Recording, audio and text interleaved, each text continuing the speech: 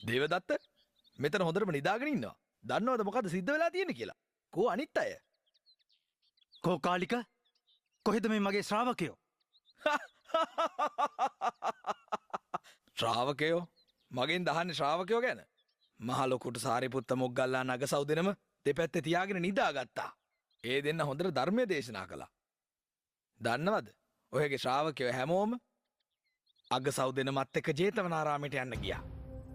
අදින් පස්සේ ඉතින් ඔහෙට කවුරුවත් ඉතුරු වෙන එකක් නෑ. කෝකාලික ඒක වෙන්න බෑ. ඒක වෙන්න බෑ.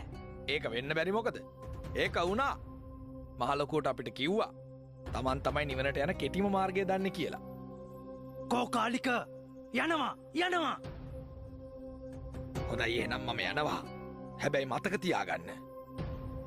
ඔහෙට කිසිම ලාභ සත්කාරයක් අදින් පස්සේ නම් මගෙන් ලැබෙයි කියලා හිතන්න එපා. මෙතන ඉඳලා ඇති වැඩක් නෑ.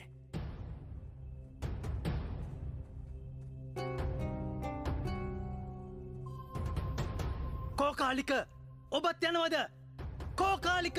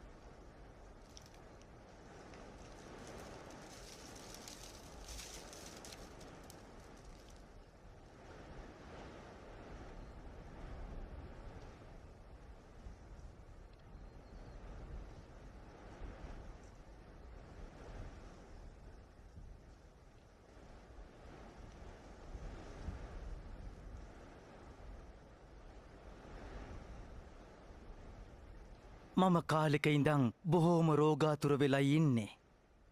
මම භාග්‍යවතුන් වහන්සේට බොහෝම හිරිහැර වදහිංසා කළා. ඒත් උන්වහන්සේ මහා කාරුණිකයි. ජීවිතේ අවසන් වෙන්න කලින් උන්වහන්සේ මට දැක ගන්න ඕනේ. උන්වහන්සේගේ සිරිපතුල් වැඳ මට සමාව ගන්න ඕනේ. වෛර නොකරන උන්වහන්සේගෙන් මට සමාව ලැබේවි. මම මහි දැන වැරදි කළේ. මාව හැකි ඉක්මනින් ජේතවනාරාමයට අරගෙන යන්න.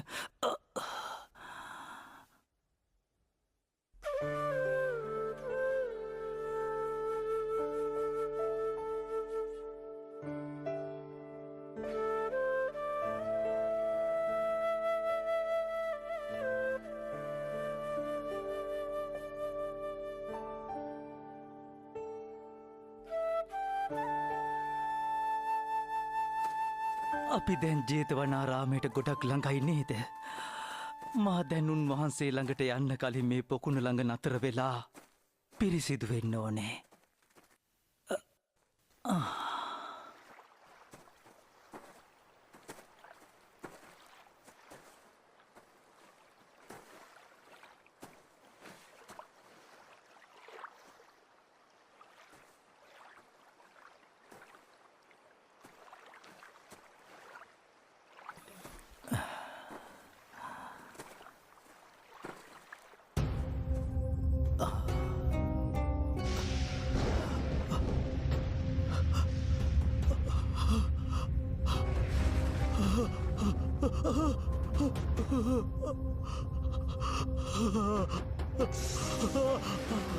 අනේ මාව බේරගන්න!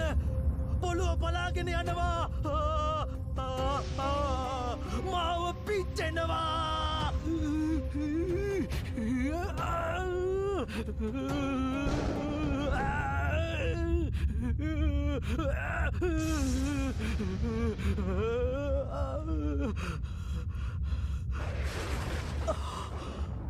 භාග්‍යවතුන් වහන්ස, ඔබ වහන්සේ සම්මා සම්බුද්ධ වනසේක. සියලු දෙවි මිනිසුන්ගේ ශාස්ත්‍රවරයාණන් වහන්සේ වනසේක. ඔබ වහන්සේ සියලු පුද පූජාවන්ට සුදුසු වනසේක. ඔබ වහන්සේ සියලු ලෝක සත්වයාට එකම පිළිසරණ වනසේක.